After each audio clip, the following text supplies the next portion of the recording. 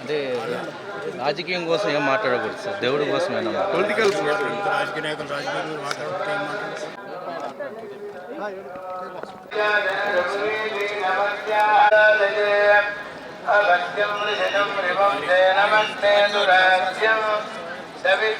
ఏం స్ట్రైట్గా వచ్చాను సార్. సార్ ఇటు వచ్చాను, ఇటు గేట్ తీస్తాను సార్. జాగ్రత్త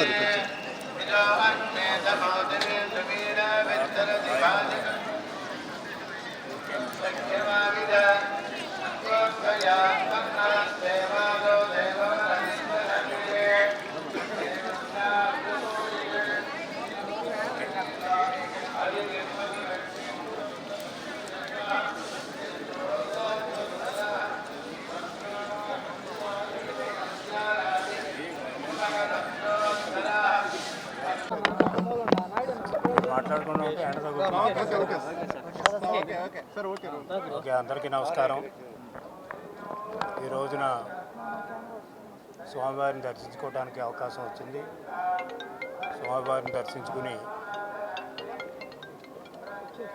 అన్ని విధాలుగా ఈ రాష్ట్రాన్ని కాపాడటానికి, రాష్ట్ర ప్రజలు సుఖ సంతోషాలతో జీవించాలని, అదే మా కుటుంబ సభ్యులు కూడా ఏ ఇబ్బంది లేకుండా ఉండాలని కోరుకోవడం జరిగింది.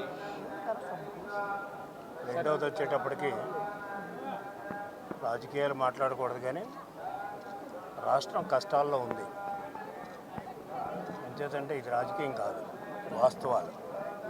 రాష్ట్రం కష్టాల్లో ఉంది. అన్ని రకాల క్రైసిస్లు ఉన్నాయి.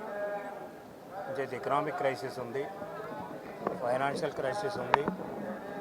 నిధుల కొరత వల్ల ఈ రాష్ట్రం ఇబ్బంది పడుతూ ఉంది. మరొకవైపు ప్రజల యొక్క సమస్యలు, రాష్ట్ర యొక్క సమస్యలు విపరీతంగా ఉన్నాయి. ప్రజల యొక్క ఆస్పిరేషన్స్ కూడా ఎక్కువగా ఉన్నాయి. అటు ప్రజల యొక్క కష్టాలు తీరాలన్నా, ఇటు ప్రభుత్వం యొక్క ఇబ్బందులు తీరాలన్నప్పుడు కూడా వెంకటేశ్వర స్వామి యొక్క ఆశీర్వచనం చాలా ముఖ్యం.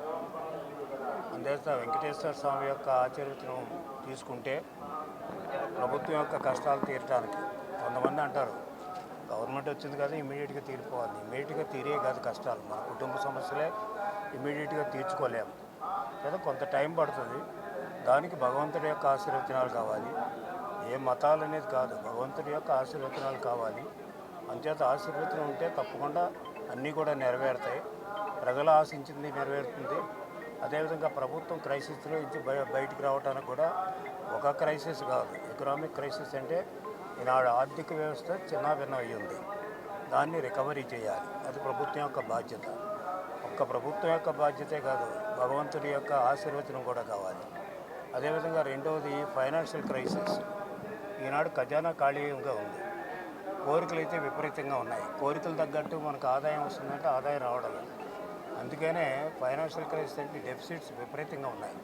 ఈనాడు ఫిజికల్ డెఫిసిట్ తీసుకున్నా, రెవెన్యూ డెఫిసిట్ తీసుకున్నా, లేకపోతే ప్రైమరీ డెఫిసిట్ తీసుకున్నా, ఇవన్నీ కూడా విపరీతంగా పెరిగాయి.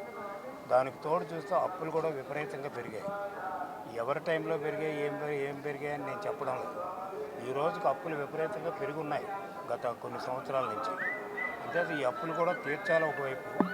అదేవిధంగా ఆదాయం కూడా పెంచుకోవాలంటే ఇప్పటికే ఆదాయం అంత మన ట్యాక్సేషన్ కూడా టాప్ లెవెల్కి వెళ్ళిపోయింది. దాదాపు చూస్తే మన ట్యాక్స్ బయాన్సీ రేట్ 9% ఉంది. ఇంకా ట్యాక్స్లు వేసి ప్రజలను ఇబ్బంది పెట్టేటువంటి పరిస్థితి లేదు. అది ఉన్నటువంటిది స్ట్రీమ్లైన్ చేసుకుని ఆదాయాన్ని పెంచుకోవాల్సినటువంటి అవసరం ఉంది. అదేవిధంగా దోబరా ఖర్చుల్ని తగ్గించుకోవాల్సినటువంటి అవసరం ఉంది. ఇది ప్రభుత్వం చేయవలసినటువంటి బాధ్యత. అంచేత ప్రభుత్వానికి ఇవి చేసుకోవాలి. భగవంతుడి యొక్క ఆశీర్వాదం ఉండాలని మనస్ఫూర్తిగా కోరుకుంటున్నాం. రెండవది వచ్చేటప్పటికి ఈనాడు దేవస్థానం వచ్చి దాదాపు ఇంతకుముందు 5-6 సంవత్సరాలు అయ్యి ఉంటుంది. బహుశా ఎలక్షన్ ముందు ఎప్పుడో 5 సంవత్సరాల క్రితం వచ్చా. అప్పటికి ఇప్పటికీ కూడా కొంత మార్పు కనిపిస్తుంది. ఎందుచేతంటే ఏదైనా మార్పు రావాలనుకున్నప్పుడు, ఏదైనా రిఫార్మ్ రావాలనుకున్నప్పుడు, ఏదైనా చేంజ్ రావాలనుకున్నప్పుడు అధికారుల యొక్క మనస్తత్వాలు ఉండాలి. ఎందుచేతంటే భక్తితో ఉండాలి అధికారులు. అదేవిధంగా అధికారులకు తగినటువంటి ప్రోత్సాహం ఈ యొక్క బోర్డు ఉండాలి. బోర్డు సభ్యులు కూడా ఆ విధంగానే వచ్చారు. అంచేత బోర్డు సభ్యులు కానీ, అదేవిధంగా జేఈఓ కానీ, అదేవిధంగా ఈఓలు కానీ మంచి మంచి ఆఫీసర్లు వచ్చారు కాబట్టి, బోర్డు కూడా కొత్తగా వచ్చింది కాబట్టి వీళ్ళందరి యొక్క బాధ్యత ప్రభుత్వం యొక్క సహాయం తీసుకుంటూ, ప్రజల యొక్క ఆలోచనలు తీసుకుంటూ ఈ దేవస్థానాన్ని మరింత శుభ్రంగా, మరింత ఉన్నత స్థితికి వెళ్ళేటట్టుగా చేయవలసిన బాధ్యత వీళ్ళకు ఉంది. అదేవిధంగా ఏంటంటే పూర్తిగా ప్రజల మీద భారం వేసి ఆదాయాలు సంపాదించుకోవాలనేటువంటి మంచిది కాదు వ్యవస్థలకి. అంచేత ముఖ్యంగా దేవస్థానం వీలైనంత వరకు కూడా ఫ్రీ సర్వీస్ చేసేటువంటి విధంగానే ఉండాలి. అంచేత ఖర్చులు తగ్గించుకుంటే ఫ్రీ సర్వీస్ చేయడానికి అవకాశం ఉంటుంది. ఆ దిశలో బహుశా నేను ఇప్పుడు ఉన్నటువంటి జేఈఓ కానీ, ఈఓ కానీ, అదేవిధంగా ఈ యొక్క దేవస్థానం బోర్డు కానీ పనిచేస్తారని ఆశిస్తున్నాను.